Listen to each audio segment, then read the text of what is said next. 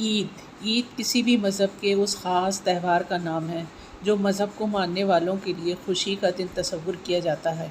ایسے دن کسی بھی مذہب کی تاریخ میں خاص اہمیت کے حامل ہوتے ہیں۔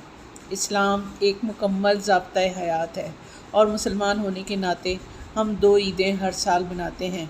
ایک عید شوال کی پہلی تاریخ کو منائی جاتی ہے جسے عید الفطر کہتے ہیں،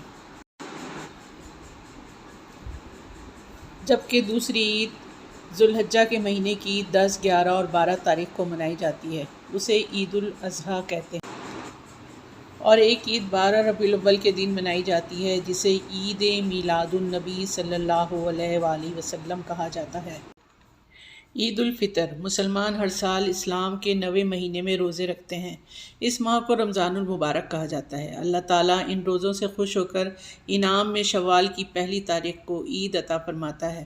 مسلمان ہر سال شوال کی پہلی تاریخ کو عید کا تہوار مناتے ہیں، اسے عید الفطر کہا جاتا ہے۔ اس عید میں مسلمان بہت خوشی مناتے ہیں، یوں محسوس ہوتا ہے جیسے مسلمان کوئی قوم نہیں بلکہ ایک خاندان ہے۔ اس دن امیر مسلمان غریب مسلمانوں کی مدد کرتے ہیں جسے فطرانہ کہتے ہیں۔ اللہ تعالیٰ نے اس کو ادا کرنے کا حکم دیا ہے۔ اس طرح یہ عید نہ صرف امیروں کے لیے خوشی کا باعث ہوتی ہے بلکہ غریب بھی عید کی خوشیاں مناتے دکھائی دیتے ہیں۔ یوں اسلامی معاشرے میں ایک مساوات قائم ہو جاتی ہے۔ اس دن مسلمان جی بھر کر غریبوں کی مدد کرتے ہیں اور خوشی میں ایک دوسرے سے گلے ملتے نظر آتے ہیں۔ صبح کا آغاز فجر کی نماز کے بعد عید الفطر کی نماز کی ادائیگی کے ساتھ ہوتا ہے۔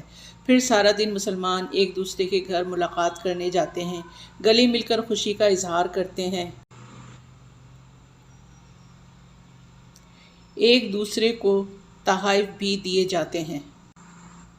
عید الاضحیٰ مسلمانوں کی دوسری عید ذوالحجہ کے مہینے میں حج کے دوسرے دن منائی جاتی ہے۔ یہ عید الاضحیٰ کہلاتی ہے۔ ذوالحجہ کی 10، 11 اور 12 تاریخ کو یہ عید منائی جاتی ہے۔ یہ 3 دن ایام تشریق کہلاتے ہیں۔ اس دن کوئی بھی مسلمان روزہ نہیں رکھتا اور صاحب استطاعت مسلمان قربانی کرتے ہیں۔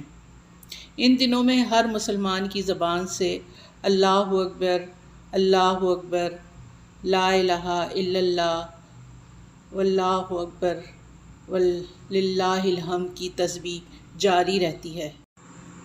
دراصل اس دن کو منانے کا پس منظر یہ ہے کہ حضرت ابراہیم اور حضرت اسماعیل علیہ السلام کی قربانی کو یاد کر کے صاحب استطاعت مسلمان اللہ کی راہ میں قربانی کرتے ہیں اور اس کا گوشت غریبوں اور رشتہ داروں میں تقسیم کیا جاتا ہے۔